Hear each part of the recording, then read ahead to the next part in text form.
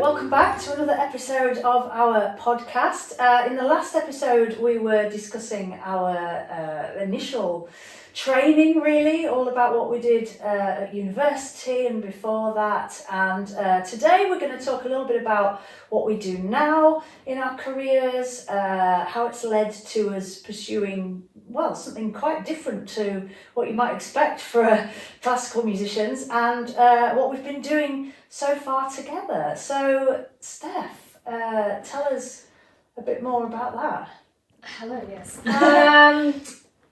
So we left off where I had finished music college. I got to the end, and that was that.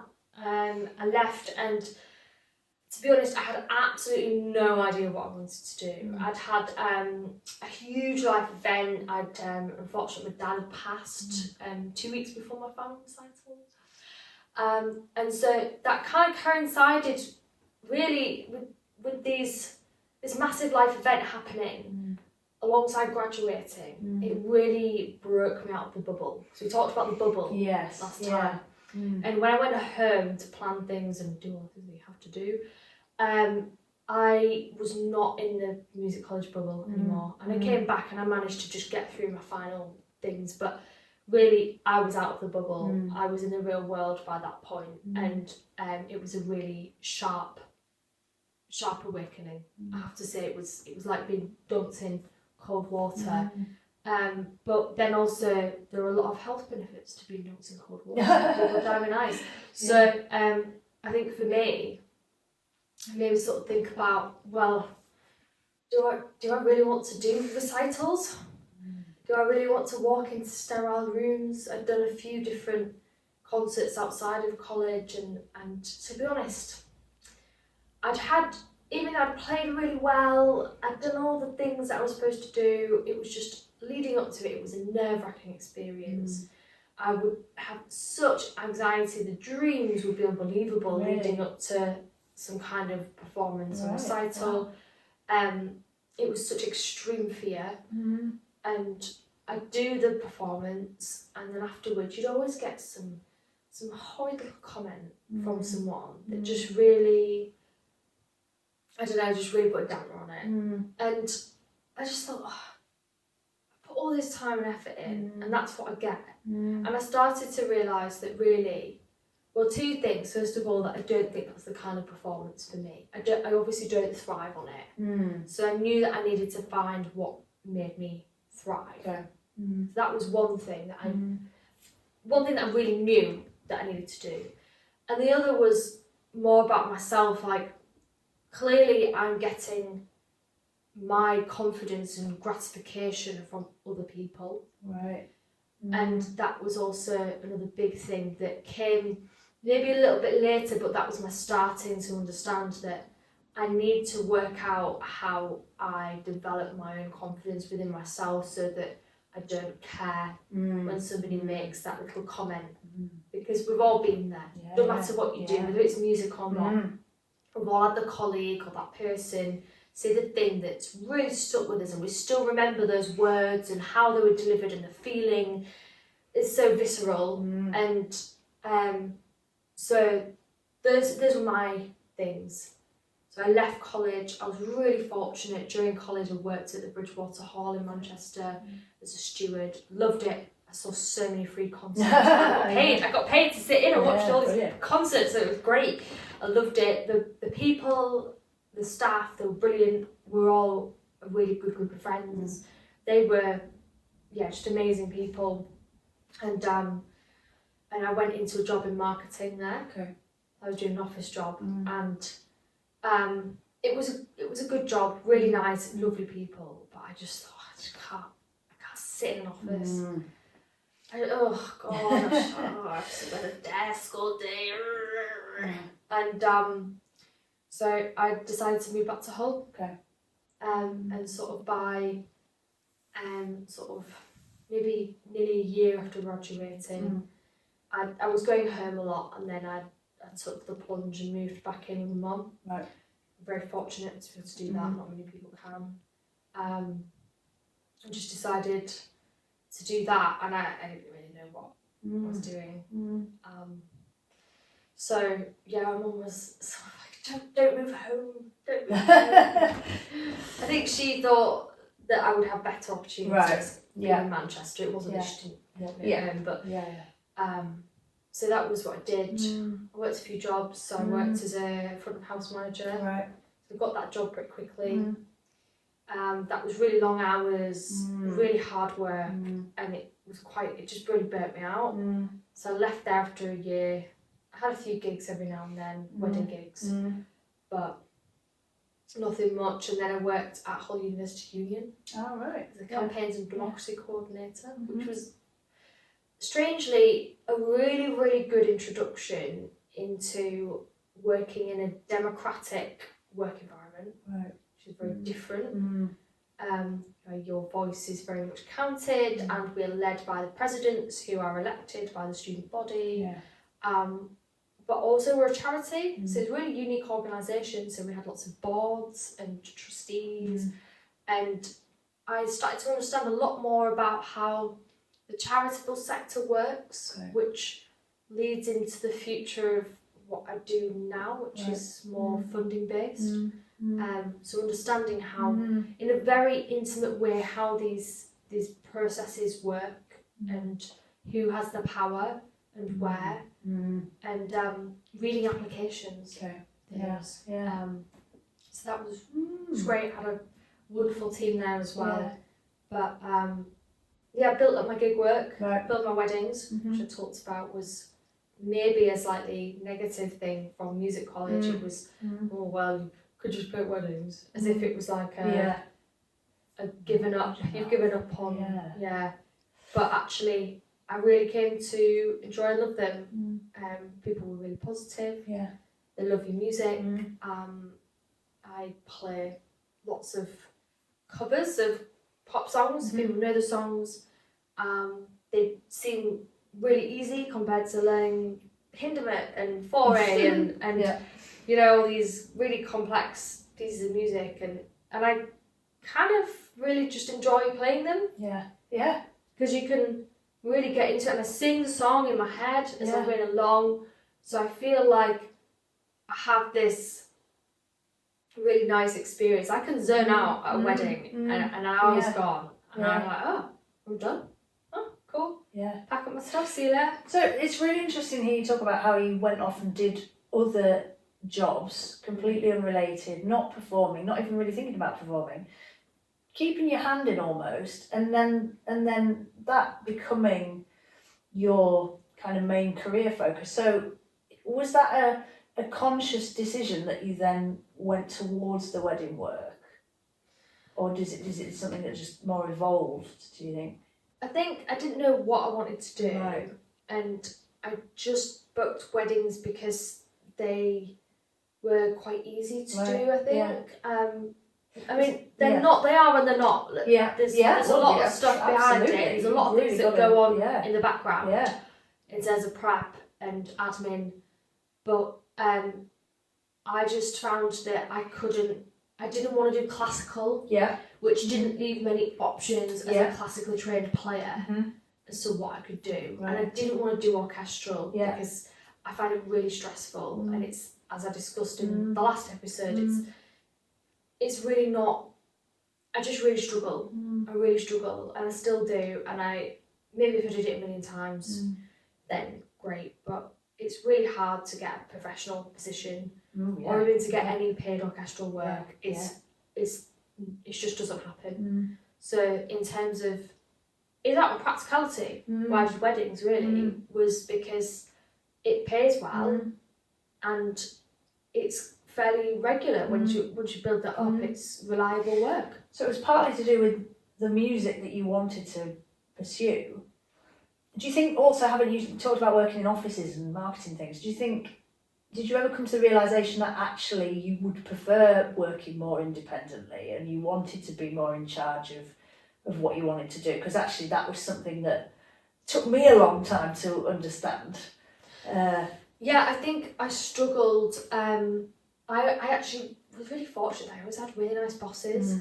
They've all been really strong women who have been really understanding and encouraging. I've never I haven't really had any negative boss experiences, which I'm really fortunate. But I found working in an office really difficult. I used to find half the time there was nothing to do, which I struggle with. Or then there was so much to do that I was completely overwhelmed. And I felt like there was never a balance. And I didn't like being physically in an office. I found it draining, being around the sounds, and I had to wear certain clothes, and I just struggle with that. I like being in my own space. I'm fine going to do a gig, but it's a very short period of time. And it's quite exciting because you're like, oh yeah, I'm going out to this beautiful place and I'm wearing a nice dress and that's cool. And whereas offices just, it doesn't excite me. And I think there's a lot to be said for understanding that, thinking about the environment that you like to be in. Do you like to work during the day? Do you like to, you know, all these things that are often not thought about, especially when you're younger. You don't think about those wider issues. But I think for me, what I've come to understand is working as I do now, it is the whole package. It's being able to be in charge of myself, be my own boss, set my own hours, you know, pursue things how I need to pursue them. I find it so difficult to work under somebody else's conditions. So yeah, I think that it has to be a big part about of the direction that we're going in. So how was your career after uni, after you graduated? What kind of work did you go into? So in the last episode I talked about having really trained as a singer at university, and then some years later switched back to flute playing, and at that point I was teaching. You know, I was quite lucky in that my singing teacher at the time had helped me to get some work at the school she was teaching at. And I kind of learnt through her really, one-to-one teaching, mostly singing. I also did some flute teaching very early on as well, because when I went and got the job there, the head of music said to me, oh, do you play any instruments? And I said, well, flute, you know, I'm just kind of getting back into playing properly. And he said, oh, my flute teacher's going on maternity leave. Do you want 2 days of flute teaching? So it was kind of in at the deep end teaching. And yeah, really, really enjoyed it. It was a surprise to me because I'd said I never would do one-to-one teaching. Originally, I was going to do classroom teaching. Had you done teaching? No, never done any teaching. Because I guess that would have been your next step out of uni if you'd not done that. Would have been maybe to do teach training. I think because I'd spent that time, like I talked about previously, you know, wanting to go back to music college and focusing on singing, I didn't do it. And at that point, I'm not sure, you know, the teaching was happening. I never saw it as something I was going to stick with long term, but I was enjoying it. And I think over time it just never happened that I went back and actually did any teacher training. But it was kind of the best training, learning on the job, learning from an experienced teacher. I was able to sit and watch her lessons.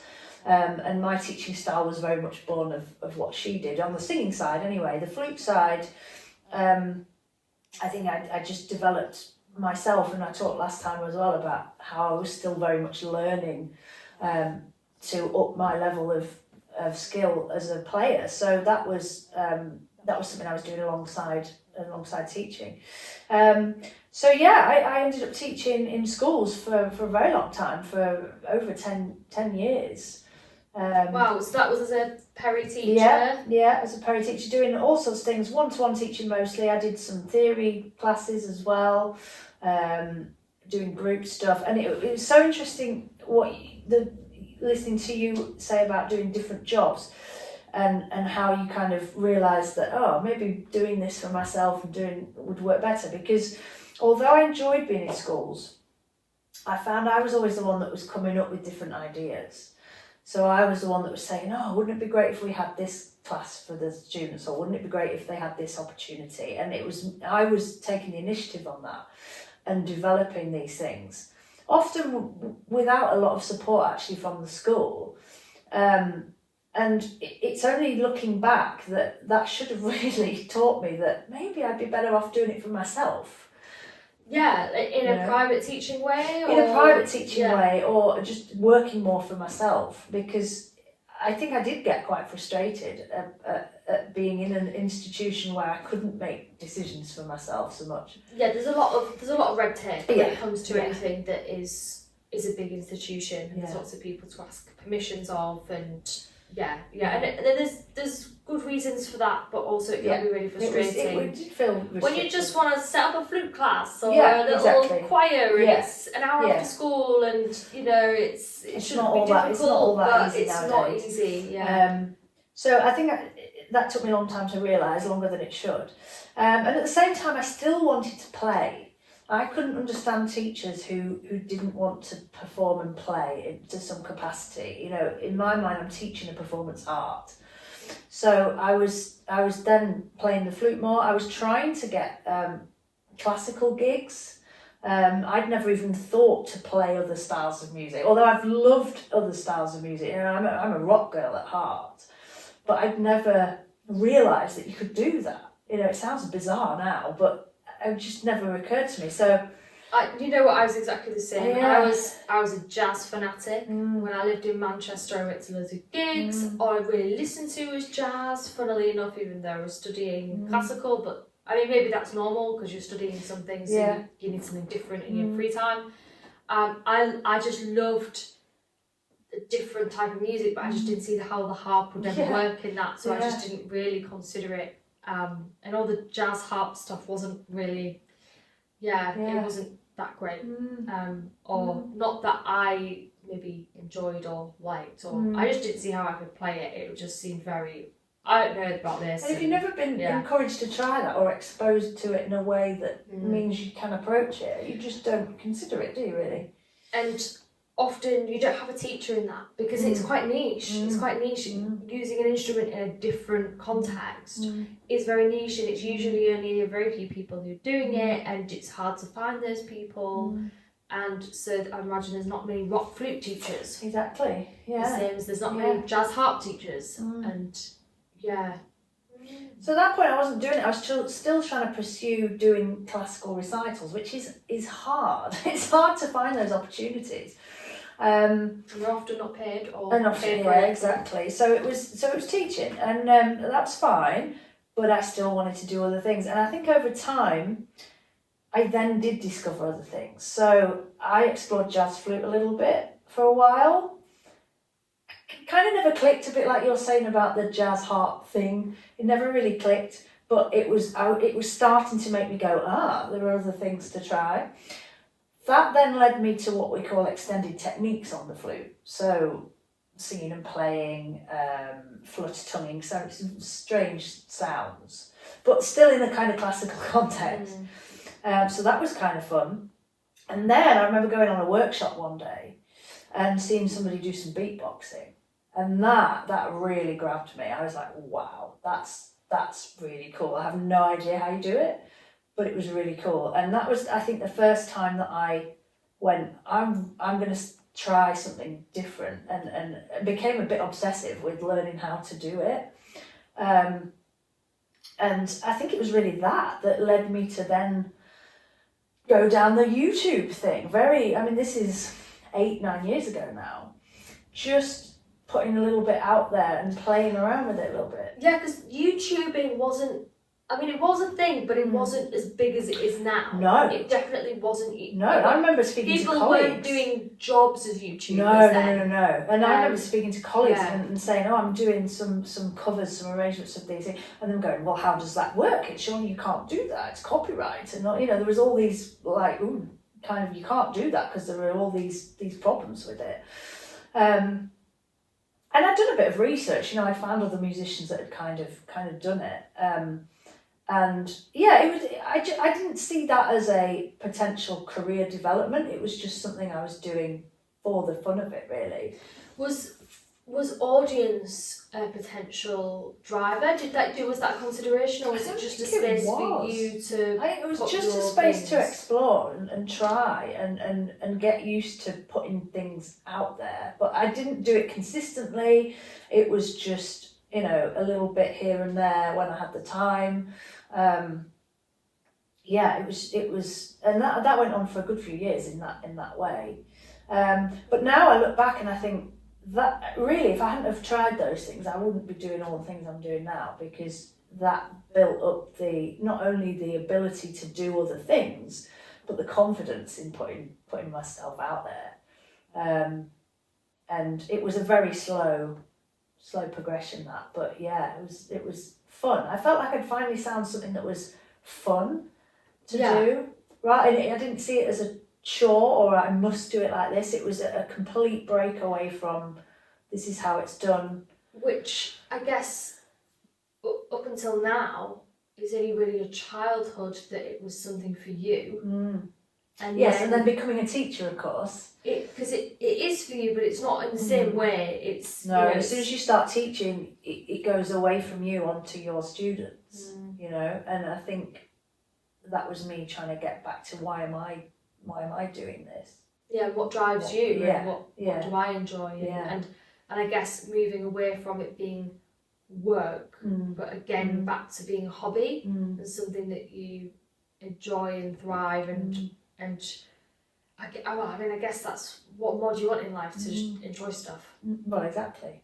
So so how did you then, because now you have I've noticed the other day that you have 2,000 I've just hit 2,000 subscribers on the old YouTube review now. Which is quite exciting. So cutting a bit of a long story short, really going from the point I was at with the releasing things here and there to what I'm doing now, it was really COVID. It was really the pandemic. So I obviously during the pandemic I lost a lot of teaching. I was teaching online because I'd started to do some private work now, but a lot the schools, I'd left a couple of schools by then actually, and one just completely wasn't going online. That was completely a lot of money that wasn't going to happen. And as a lot of people, once again, as freelancers, we are left. We were left alone. Yeah. But it did open up a space, and at that point, I think I was ready to explore this YouTube space a bit more, and explore how I could take, because as I was doing the beatboxing, it was just me and my flute. But then, how could I take that to the next level? So I got back into music production, which if you've listened to previous episodes, I studied music technology at A-level. Hadn't touched it for years, but suddenly realised the technology had moved on and it was possible to produce things with a laptop that were amazing quality. So I remember distinctively one night just realising, wow, if I had this software, I could make my own tracks. I could make my own backing tracks, essentially, and do all sorts of things. So I just started playing around with that, started playing around with improvising as well. Something I never thought I'd do, but for some reason was drawn to trying during COVID. Just decided I'm going to try making some covers of music that I like. And I'm going to stick it on YouTube. And that was 4 years ago. And from that point onwards, and I also started live streaming. Sorry, I've kind of got this in the wrong order slightly. So I think I did some live streaming actually before I did the production stuff, and that was a big learning curve. The technology, how do you make this work? At first, I couldn't even get the flute to sync with the backing tracks, and it was a nightmare. I've been trying to get on this, and it's just it's not easy. It's not easy to be a streamer with music. So I did just 30 minutes of music. It was all classical stuff. It was just me playing and talking about the music. I didn't chat to anybody. I didn't interact with the audience because that was too much when I was trying to play and hit buttons. So dabbled with the live streaming and started doing the production and the covers, and I knew it would go somewhere. I didn't know where it would go. But 4 years later, I'm still doing it. I live stream every week. I do covers, I do reactions, I do various videos. It's opened up a whole new world of performing for me. I've performed at a tribute band festival. I've just performed at a Star Trek convention this weekend. It's completely changed not only how I get my music out there, but it's completely changed how I interact with people through music, and it's completely changed my ethos of what music is and how the effect it can have on people. I think the biggest thing is the community that's evolved from that, and hearing people around the world say things like, what you do has kept me going. Yeah, it's pretty big. And to do all that through a website is quite unbelievable. But it's great. So now the YouTube thing is a big part of what I do, still alongside teaching. And where can people find Where can people find me? Just under my name, just under Claire Holdich. Yeah. That's a big part of what I do, and is opening up all these other doors, and has changed myself as a musician, and has led me to do my own original music. So the originals came much later, because I had to build up the confidence in doing all the other stuff before I even thought I could compose, which is, I'm sure, something we can talk about in a later episode. Really. I think this is something that is a common thread in lives. Is often we see things on social media or on YouTube, and we assume that someone has it figured out. And one thing that I have really learned over the past few years is that none of us do. No. It is a constant having to learn things, like do lots of research, figure out how do I get this working, or I need to learn this thing, or we're trying to start a podcast, so we don't really know what we're doing. We don't know what we're doing, and we're having to stop the camera every 11 minutes because I've got the wrong memory card. This is literally true.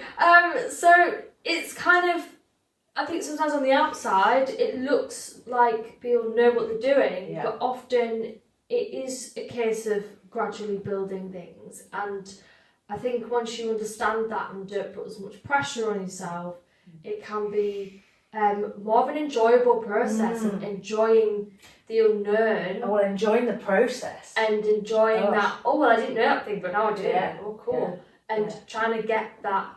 Not feeling like you need to know everything. Yes. I think as a musician, when you're younger, you're kind of made to feel like it needs to be like this now, and you need to know that. And if you don't know it, there's a problem.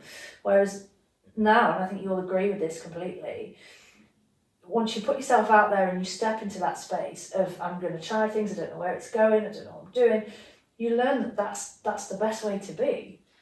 And I often find that the more open you are about that as well, the more receptive people are to things. If you say, I'm just trying this, I don't know how it's going to be. Yeah. It could be awful. Exactly. Or it could be really good, who knows? Yeah. And I think people, something that we used to talk about at the union all the time was taking people on the journey. And from square one, them seeing you progress and coming to the end. And sometimes you need to, they might join the journey halfway through or near the end, and it's about how do you constantly tell that story or that journey, so that they don't just think that you turned up and played this amazingly, fantastically produced set of music, but that actually that took hours of work. You performed it a million times. You know, this didn't just come overnight. This was something that I've worked years on. It makes it real, doesn't it? I think people can get when something's real, and when you're putting yourself into it, which thankfully is something that AI can never do. That's a whole different conversation. That is a whole other conversation, which I'm sure that we'll be interested to explore in the future. But I think all these factors have led both of us to the point where we want to come together and do what we're doing together, because it's a journey of taking the position we're in now, and taking it even further or in a different way, of exploring together and kind of bringing the essence of that to people. As a whole, not going, look at us, we're musicians, we're playing. I think what we want to do as Meridian is very immersive and inclusive, because you are part of the sound when we are performing together, which we'll talk about next time. But so let's briefly just touch upon what we've been doing, because this is, we've started this podcast, but this isn't an overnight thing, like we've just been saying. We've been building up to this for what, a year and a half? I know, and I haven't even talked about how I even got. Sorry, we've missed a bit out. But like, we've got so much to say. So go on. So you I think we're at the point where you were doing more weddings, and that's becoming more of your main focus. So I got to a point where I started building up weddings, and at the end of 2019, or no, it was maybe the start of 2019, I met a musician friend who we've just recorded with in his studio, which we'll talk about more. I remember him just saying something really specific to me. He was like, "What are you waiting for?" Because I was working this job and building up weddings, but he was like, "You're not really. What is it you want to do?" Yeah. And that really took me back. Like I don't know what I want to do. I still don't know what I want to do. And then I was like, actually, in my heart of hearts, I do know what I want to do. And it was, at that time, it felt like I wanted to be a jazz player. Right. Or like, I knew that I wanted to write music. I knew that I wanted to be able to produce. And I'd gone through different avenues of trying to get into production, but it hadn't really worked for me. And that's because really I wanted to come at it from a compositional perspective, not from a sound engineer perspective. And a lot of courses come from the sound engineer perspective, and they weren't right for what I wanted.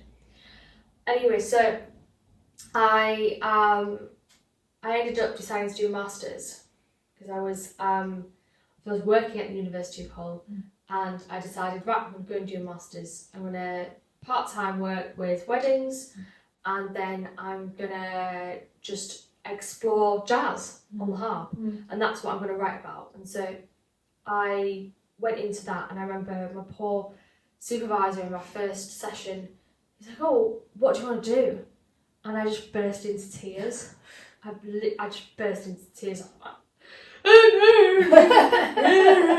no!" And he was very kind and patient, and that was what I did. Obviously, just after I started, that was when COVID happened.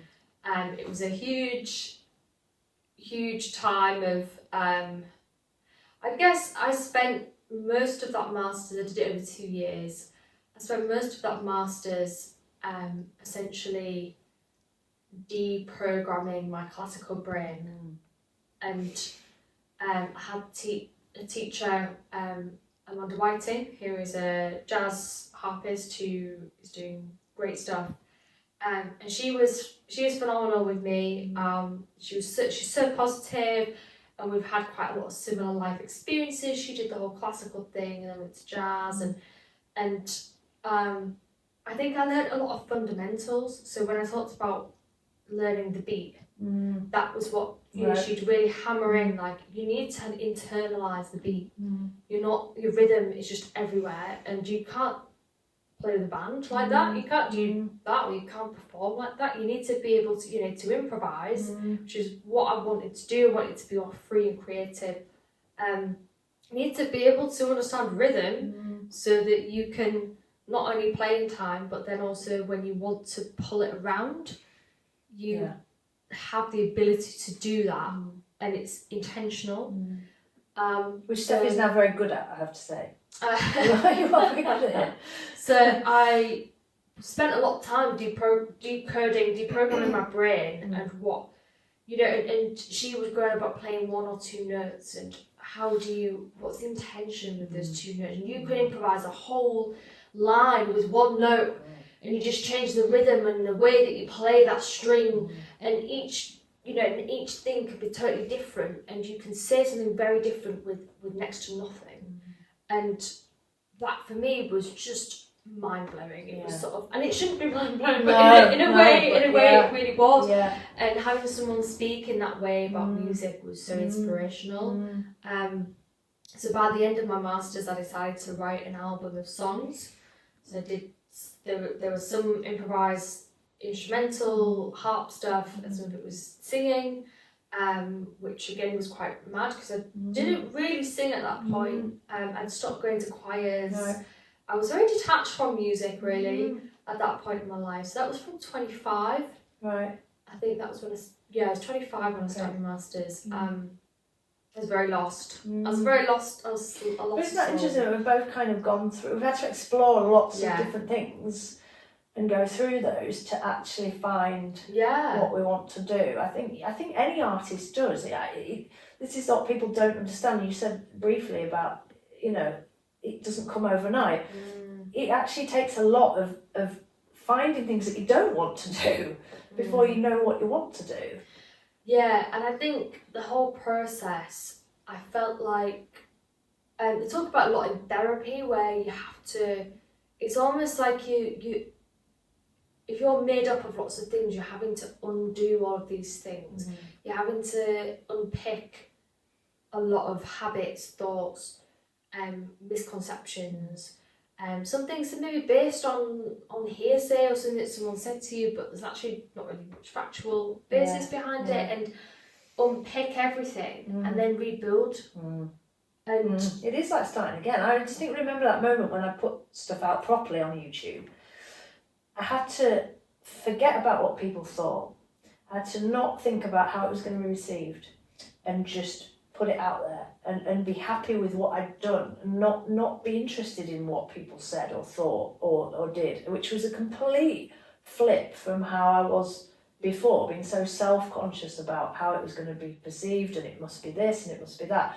I think if you're going to do what we're doing now, you have to be happy with that. You're putting out what you want to put out, and what people think of it is none of your business. Yeah. And I think as long as you know that it's something that you enjoy and it's, of a certain quality. Oh yeah, we're still perfectionists. Yeah. It's not completely gone. But no, you've got to be happy with what you're doing. If it's your thing, if it's your niche, then yeah. So I think after I graduated from there, I was still quite lost in a way. I didn't really know what my direction was. Okay. And then I got various funding bids with Sound and Music, and that helped me to start improvising.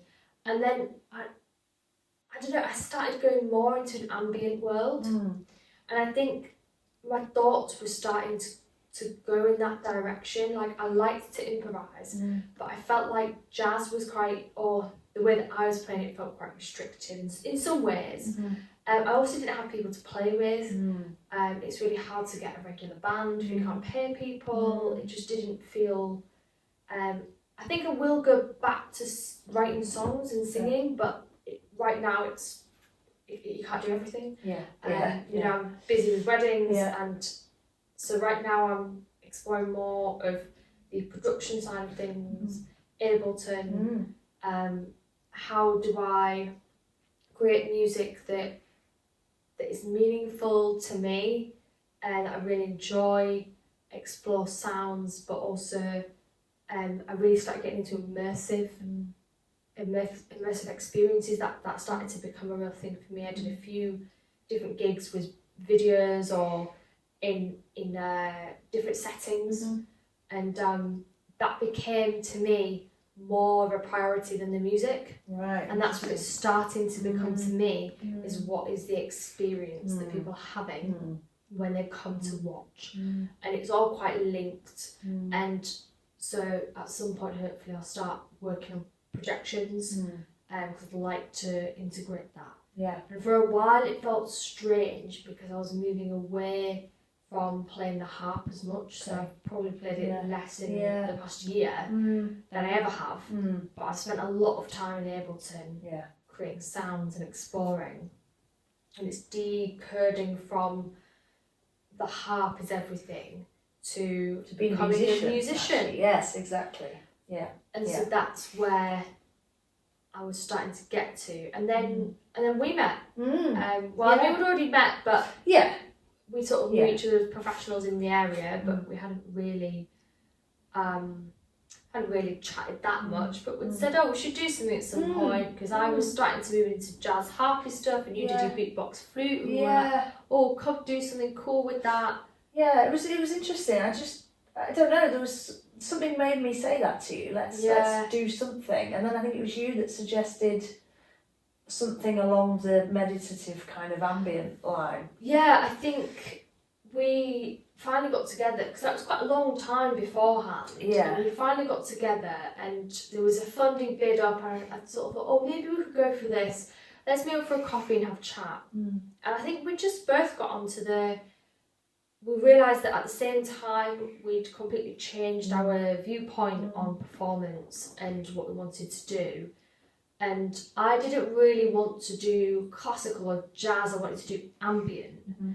And then I think we started just thinking about sound and sound baths, and we both talked about how yoga and meditation is very important to us, and how could we bring that into what we do, and it just felt very natural. Yeah, and people say now, how did you start doing the sound bath stuff? And I don't actually quite know, because it's been such a natural evolution, hasn't it? And I think we should maybe start wrapping up there and save that for the next episode, because that's all quite interesting in terms of thought process in itself.